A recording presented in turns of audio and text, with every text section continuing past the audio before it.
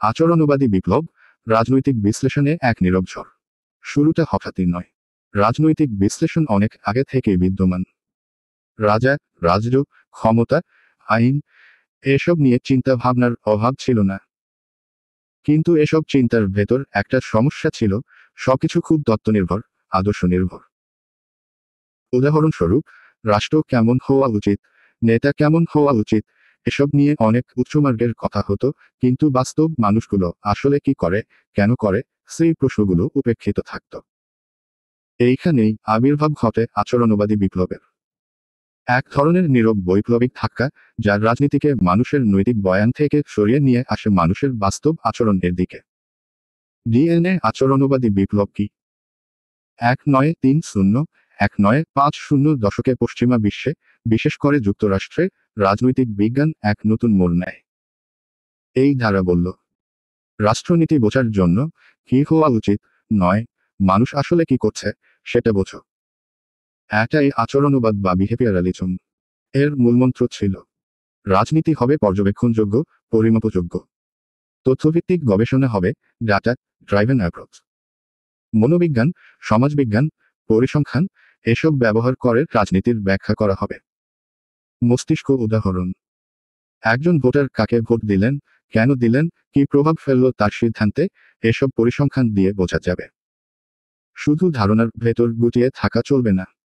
Deer রাজনৈতিক বিশ্লেষণে আচরণবাদী তত্ত্বের প্রয়োগ। আচরণবাদ রাজনৈতিক বিজ্ঞানকে বিজ্ঞানের রূপ দিতে চেয়েছিল। সে কারণে এর ব্যবহার বিভিন্ন দিক থেকে গুরুত্বপূর্ণ। 1.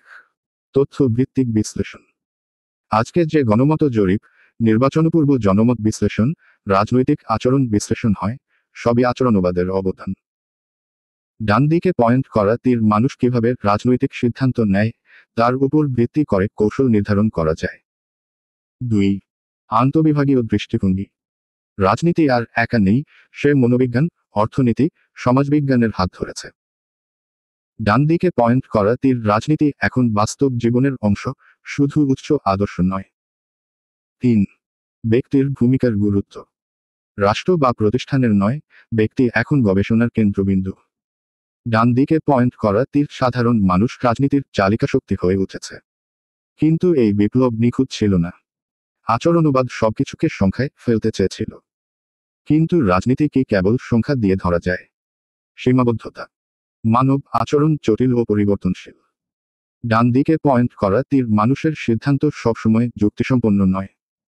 আবেগ, সংস্কৃতি, ইতিহাস এসব বাদ দিলে ব্যাখ্যা অসম্পূর্ণ হয়।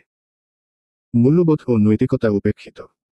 ডান দিকে পয়েন্ট করা তীর কি হওয়া উচিত প্রশ্নটা একেবারেই বাদ চলে যায়, অথচ রাজনীতি মানেই তো ন্যায় অন্যায় নিয়ে চিন্তা।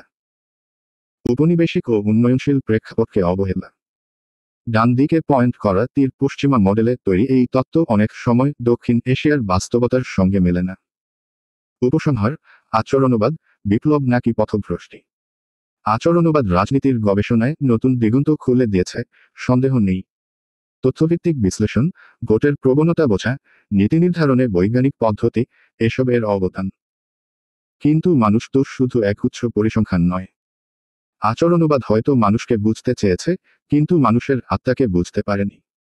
তাই শেষ কথাটা এমন হতে পারে, আচরণবাদ রাজনীতিকে বিজ্ঞান বানাতে চেয়েছিল, কিন্তু রাজনীতি যে কেবল বিজ্ঞান নয়, সে এক ধরনের শিল্প।